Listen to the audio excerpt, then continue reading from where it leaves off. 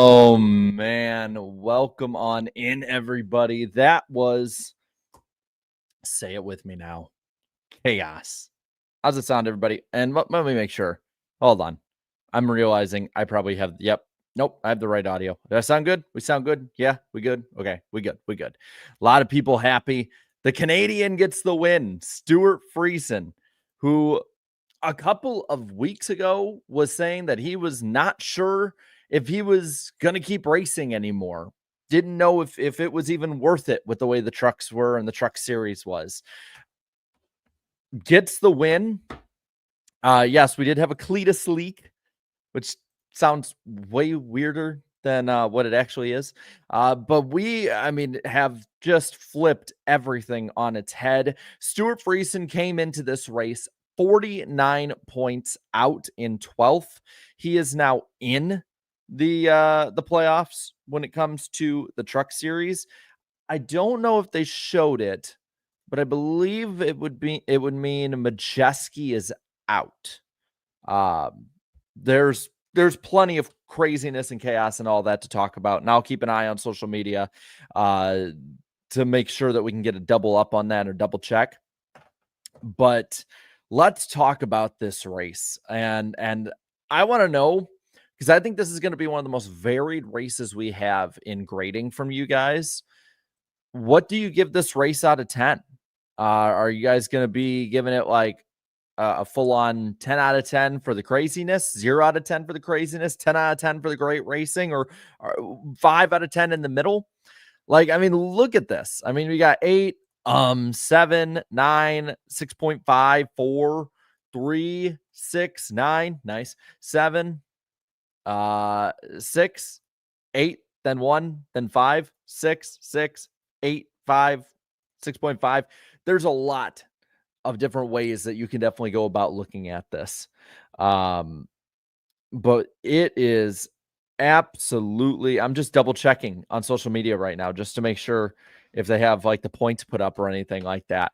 But let's go through the finishing order of this race, and then let's talk about this race, because we're totally just talking about the final stage, because it was the best and worst the truck series has to offer.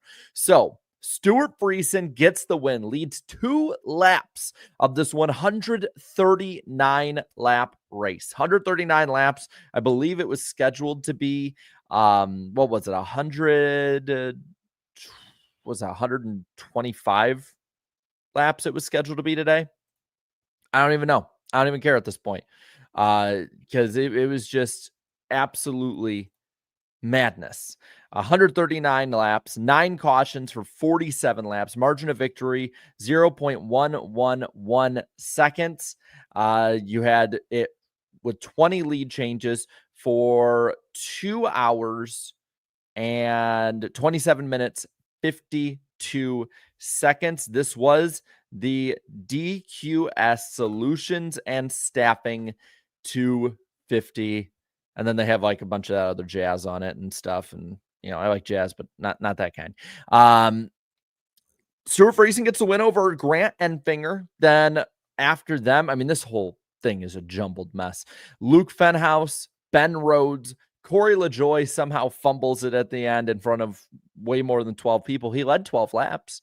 Matt Crafton with 6th. 7th is Garcia. Chandler Smith 8th. Perez in 9th. Lane Riggs top 10 today in 10th. Then Carson Hocevar 11th. Ruggiero in 12th. Dawson Sutton 13th. Frankie Muniz ran top 5 after the big one, the weird one, whatever one you want to call it. Comes home with a 14th place. Ty Majeski 15th. 16th Spencer Boyd. 17th Tanner Gray. And last in the lead lap, not today, it was not Heim time, Corey Heim 18th on the day. Then you have, or I should say, 1 lap down for Connor Mosack. 3 laps down for Jack Wood and Caden Honeycutt, 20th and 21st. Out of the race for Tony Breidinger and Matt Mills. They finished 22nd and 23rd. Ankrum comes home 8 laps down, 9 laps down for Josh Rayum, and then everybody else out of the race. Ross Chastain looked like he was in the catbird seat to win this thing before all hell broke loose. Daniel Hemrick, 27th, chose to live on the wild side, got shot out of the sky. Careful, Icarus. Lawless Allen, 28th. Morgan Byard, I believe it said Byard is how you say it. Doesn't really matter. He finished 29th out of the race. Nathan Bird, 30th. Raja Caruth finishes 31st. And Norm Benning pulled off the track early in a sign of respect. He knew he had them all beat and had them right where he wanted them. Didn't want it to be just a full 139 laps led wire-to-wire race. Norm Benning, last place finish today. Let's pop up the finishing order of this. I probably spelled somebody's name wrong or put somebody in the wrong spot. So if so, let me know. I will be watching. We'll read those super chats after we talk about the race itself. Because, oh boy, there's a lot to talk about. And yes, Norm is always the GOAT. We all love Norm on this channel. But let's flip to I see this thing. I take all my notes. I have like the notes here for the first two stages, and then the entire last stage is there. The last 40, I would say the last 41 laps is really what we look at. Because like I said, the time of the race was 2 hours, 27 minutes, 52 seconds. We had a long red flag that I think sparked off all of the events to lead up to this. We got horse racing on. I can turn the TV off now. Not the horsepower I'm into. But there was a crash with the 02 and the 2 that broke the damn safer barrier wall down. They had to spend like a half hour repairing that. And then red flagged it immediately. And that's also what made this go so damn long. There's a very real chance when you include the red flag, this race today is going to go longer than the Cup race tomorrow, which is freaking insane. Remember when the Truck Series was the clean series? But they broke the damn wall down. Yeah, like Groovy Goose says. They broke the damn wall. But they get it back going with 35 to go. It's the 88 and the 9 up front. Enfinger clears, and you have others in the back, about half the field kind of pit for tires, all of that. And you just have this hard charge of guys through the pack. Ross Chastain, Corey Heim, Lane Riggs, all of them. And with 16 to go, it's really starting to come together. Top 4 get under a blanket. Lane Riggs makes a move, doesn't work. The 44 goes to second. Next lap, 3 wide between the 34, the 44, and the 9 for the lead. Ross nearly wrecks, has a great moment there, a great save. The 44 and the 34 still behind, beside the 9. Enfinger gets back past him.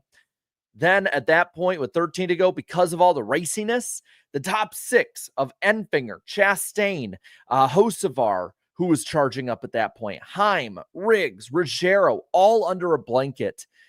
And Chastain clears for the lead. He goes inside of the 9, I believe, or was that one or the other? But it doesn't matter because Hocevar, he gets next to him. They almost get together. They do get together. The 44 is about damn crash. He is waving at the fans in the infield at Michigan International Speedway. Tire marks on the track, smoke coming up, saves the damn thing. And it all gets ruined at the caution with 10 to go because Lane Riggs did have a flat. He hit the wall. Tire carcass comes off. That racing, though, in the last, that 35 to go until the caution with 10 to go, where, you had all of that racing, at that contact, all of it. Some of the best racing, I wouldn't even argue this year. It was the best racing, I think, in the Truck Series this year. I would argue some of the best racing in the Truck Series in the last 5 years. Like, since I've started on YouTube, one of the best series of events, the Truck Series. I loved every single aspect of it. I thought it was so fun. And a lot of this race today, yes, it was early runs because of the draft and because of the close nature of it. Of course, that kept it close and kept that part of it fun. But this race overall today, it was musical chairs up front, but the 7 and the 11 were pretty dominant. They could make their way forward. It was not impossible to pass. I mean, up to this point, I loved this. This was a 10 out of 10 race. And I think, again, the reason, like what we'll talk about with 10 to go in regulation and then the overtimes, it's why it is so difficult for you to have a true all-time classic 10 out of 10 race. But it was great. I mean, if you didn't like that, you are not a NASCAR fan. I'm sorry. If you did, I can maybe understand before the battling and stuff, you might be like hemming and hawing or whatever. I don't get it, but I kind of understand at least where some people might come from with that. But to me, if you did not enjoy those 4 and then 6 trucks racing like that, I'm sorry. I don't know what to tell you. Like you're not gonna like you're watching to be miserable. I feel like at that point, there was some choo choo. Yeah, I get it. There was some time single file. Just because there's single file at certain points in a race doesn't make it bad, right? It doesn't. It was, yeah, I would agree with Irene here. I was legitimately calling it the best racing of the season across all the series as well. It was awesome, awesome racing. Um, and I wish we could have seen it play forward. Yes, Hocevar had to pit with a flat tire because of the contact. And so there probably would be a little spaced out, but it looked like it would accordion back together at a certain point. It might have been Heim that took it. And yeah, we'd have a boring winner and all boo hoo. But still, like that was, I don't care. That natural way of them coming together was so fun. And if I'm looking down, I'm just double checking on the updates here, because if we can get the points at some point, I would love that. But yeah, I mean, I would honestly rewatch up to that caution of this whole race. I would. I loved it. And so, again, to that point, I'm saying 10 out of 10. Yeah, there's some moments that are low, or you're kind of like slow burning it, or it gets a little dull at a certain point. But that builds up over time. But alas, you see the title of the stream: insane save, broken wall, all that we talked about, big drafting runs.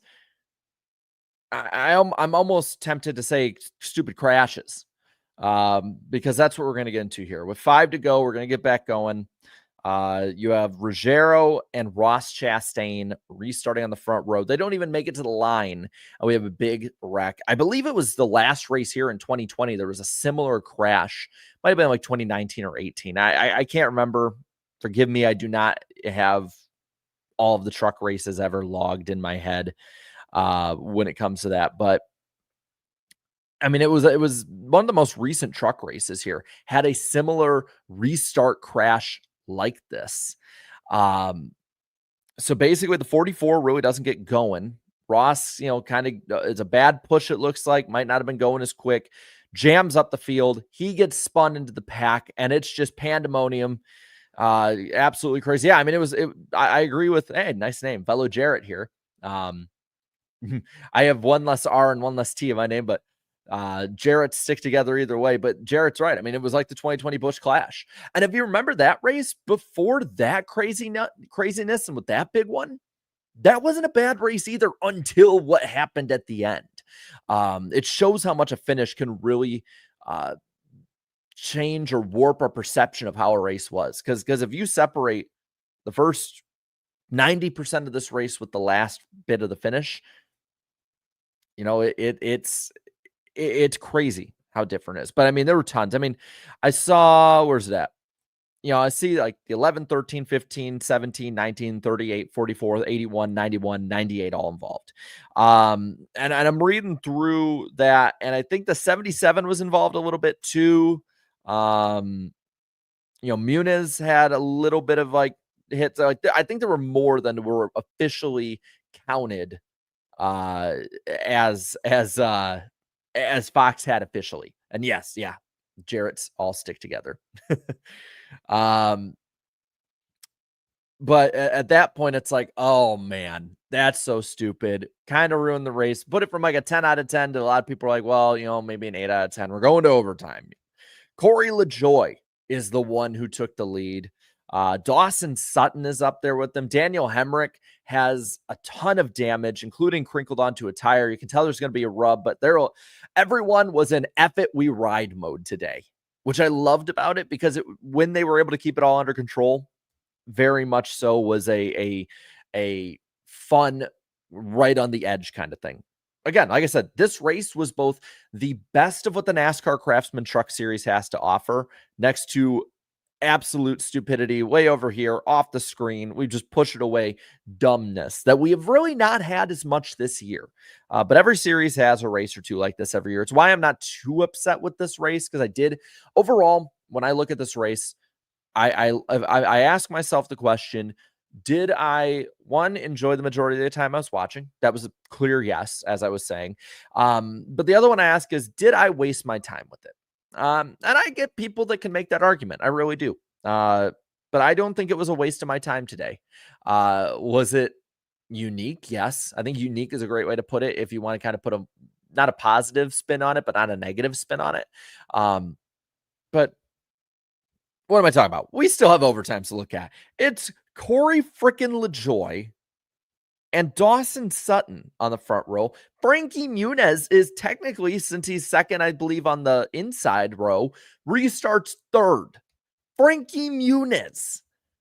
Like, Malcolm in the middle was up there with Dawson Sutton, who a year ago was racing full-time at the Nashville Fairgrounds, and Corey LaJoie, who, by the sounds of his bad quotes last year, which he seems very remorseful over, it was basically saying he didn't want to race in front of those 12 people, which, by the way, for Truck Series stands, really good crowd today. Props to the Michigan crowd. You guys are good. Malcolm was in the front for a minute, but I believe he restarted in third gear, didn't go, held up the entire bottom line. Corey LaJoie gets out front, and I'm thinking, oh my God, if they make it to the line, Corey freaking LaJoie is going to win a NASCAR race before GTA 6 comes out. But we have to start it all over. But wait, there's more, because Hemrick, I talked about him before with that crinkled up damage, the tire rub, all of that, has a flat, slams into the freaking wall. Here we go again. Let's set him back up. Let's get those bowling pins ready to go. And with that, we go to overtime number 2. Corey LaJoie still leading. Now Jake Garcia restarting on the front row. I believe at that point, he didn't even know how much fuel he had left in the car, if he can even make it to the end. They get it back going. The 07 does get out front, but Grant Enfinger gets ahead of him, clears him. The 7 has a restart violation, by the way, because Carson Hocevar somehow had clawed his way back into this whole thing after all of the issues that he had with the strategy getting him into the back, with the wreck going on, with all of that going on. But a big wreck on the back stretch with Matt Mills, I believe Jack Wood and Tony Breidinger, causes another caution, and we're going to overtime number 3. Do you remember earlier this year when the storyline around the NASCAR Craftsman Truck Series was, wow, we set a record of most races that haven't went to overtime? Pepperidge Farms remembers. I remember. Some of you probably remember. But that seems so long ago after all of this. We get it back going in overtime number 3. The field at this point is just saying they're tired, boss. They're just ready to be done. The 9, the 52 get it going. 52 of Stuart Friesen clears. He's ready for it to be over. He's tired, but not tired enough to take that win. He takes it, comes to the white flag, mercifully, knowing that we will end the race no matter what. The next flag comes back around. Stuart Friesen wins. Again, came into this race 49 points out, which is damn near a full race's worth of points out at that point. He's now in. I'd have to look at the stage points here because Jake Garcia or Ty Majeski should be out as of now. Let's see. Majeski had 7 stage points in stage 1 to Garcia's 0. And then Majeski had 15 stage points on the day, and Garcia had none. So I believe Jake Garcia should be out right now, and Ty Majeski would either be last or very close to last of the top 10 that's in at the moment. I mean, just absolutely insane ways of people losing this race, crashing, the finish itself, the racing on the good end of insane.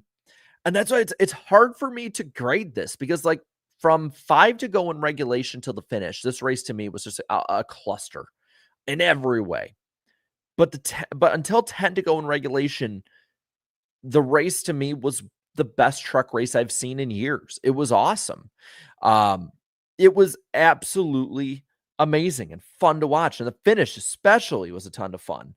They're finally starting to get official stuff out, by the way, so maybe we can get an official read on the point standings before this thing ends. But I don't know what I would rate it. I feel like a 5 is too low for this race because I think the race was legitimately good with just a bad ending. And there's it's kind of like movies. Like movies, you can have a movie that is really, really awesome, and then the finish just sucks. Like look at every M. Night Shyamalan movie after Signs. I need someone to even argue that one. Granted, most of those actually do suck. So that's not a good example. But you know the point I'm making, right? Like the race itself to me was too good to be an average race. And I think that you got to separate those last, I don't know, it ended up being what, 20 laps basically from the initial 110 or however many it was, or 115. So, yeah, I think that's actually better. Cars 3 is a good comparison. Let me get this down. I realize I'm really freaking low in here. A 10 is way too high, as it was not a perfect race in any way. And I think, again, I could make the argument beforehand it could have been the closest thing to a perfect race. Definitely wasn't after. I'll rate it kind of in the middle, like a 7, 7.5. I had fun with this race. I thought it was a lot of fun, and the finish was just really, really stupid. Yeah, it's kind of like Travis is saying here. It was a good race with a really sloppy ending. And I think it maybe sloppy is being a little too generous. But yeah, I mean, I can't just hammer this race. I can hammer the end of it. I don't know if it'd be as hammered as Michael Waltrip seemed. A lot of people noting Michael Waltrip was very just off today, even for Mikey's standards. But I'll say this though. Everyone's going to talk about the broadcast, the booth, and all that. And they had their Fox moments. Mikey being Mikey, Jamie Little being, scatterbrained in the booth, too many commercials at certain points, all of that. Camera angles weren't the greatest, but I'll be honest, it was not a bad broadcast for Fox standards. And maybe it's because I just actually enjoyed this race, so I ignored the problems. I don't think it was great. But I will say I think Fox took a few good steps. And I think you're going to see more experimentation on the truck broadcast the rest of the year, especially when they're on Big Fox, to maybe get some of the people ready for like the new regime that will be running NASCAR on Fox for Cup in 2026. So, again, wasn't perfect broadcast. If it were on NBC, I'd think it was mediocre at best, but it honestly was not that bad. I think a lot of us are just like predisposed to being like, it sucked. Same with the finish with this race. And again, if this was later in the year and we're tired after an 8-month season, I could see my patience being a lot lower with all of this stuff. But I'm gonna be honest, I had a good time. Ain't nobody gonna break my stride. I feel good, man. It was really fun. I thought today's race was really fun with just like you guys said, sloppy or bad or whatever kind of moments you wanna call it. But the Canadian wins, the most popular Canadian in NASCAR, I think. Stuart Friesen gets the win. I'm looking for any updates to try and get the points to you. We're 5 races away from the NASCAR Truck Series playoffs. And say what you want, that it's going to be important to follow this stuff. And I really don't want to do a bunch of math in my head on stream because God forbid I get it wrong. Everyone will be like, hey, there's Jarrett, sucks at math. I pride myself of being pretty good at mental math, but no, man, I enjoyed it. I had a lot of fun today. Let's look at the super chats, finish off with the super chat stage break. And then we will head on out. Reminder, we'll be live tomorrow after the Michigan Cup race, and we'll be on Eric's channel for NWP on Wednesday. So a lot of stuff going on, plenty of Michigan to talk about. I will say, what was it with Michael Waltrip spoiling like the Cleus McFarland thing? I know it's been leaked in the Ram one, especially. Like I put a video out about it. I think it was the first one on here to put a big video out about it. I get it was spoiled, but it's like, come on, at least like act a little bit like there's a surprise. At least a little bit. By the way, subscribe to the channel if you're new. because one, we do subscriber only mode to make sure that we're, you know, safe from too many trolls. But we're almost at 87K. And I don't know, that'd be pretty cool to happen on air. Plus, as a junior fan, hitting 88K would be really awesome. And 87K is the next step there. Groovy Goose says, can we get a Canadian national anthem from you? I am not a singer. I sing along to Avenged Sevenfold in the car when I blare it up to the max volume and no one can hear my voice. Because I was told as a kid, even at best, I was a backup singer. At worst, shut up. I'm not a good singer. The good singing gene in the family went to my brother. He's a good singer. So maybe ask him, but I don't think he would. He'd sing the American national anthem for you. Is the song Almost Easy? Yes, that one. I really like Mattel. The song Mattel, and then the God trilogy. I'm one of the few people that likes the new Avenged album. Andrew with the 5 here says Michael Waltrip should not be allowed to keep secrets. Also, Stewart is the first Canadian to win at Michigan since Patrick Carpentier in kart in 2001. Damn. The more you know. Good. I like the fun fact. That's definitely something I'm going to be putting in the itinerary for Wednesday night. Dominion with the 5 says the battle for the lead between the Red Flag and the Wreckfest was some insanely good racing. Overall, I give this race an 8 out of 10, even with the insanity. That's what I said. I can't say it was a bad race. Bad finish, sure. Bad race, hell no. This was so much fun for large swaths of the race. And the great part is Michigan is finally widening out. Listen, my favorite race ever is the 2012 Quicken Loans 400 because I was there and Dale Jr. won in person. Objectively, I can say it was not great racing. It was a single groove track, and Michigan since then has not been the same since the repave. It's finally wearing out. Some of the pictures I saw of it today on social media, the pavement color reminds me of like prime bumpy age Talladega. So I love that it's widening out. It's wearing out. Michigan getting back to where I remember it when I was a kid, and I went in 06 and 07 and even up to 2011. Justin Drake with the 20 says, glad for my Toyota guys today. Been watching Stewie since he raced all I forgive me. I am not good with dirt, and I am not well versed. I am a dirt racing pleb at best. Is it Utica Rome on dirt? So stoked he won today, and what a three-peat for my boy Briscoe with the pole again.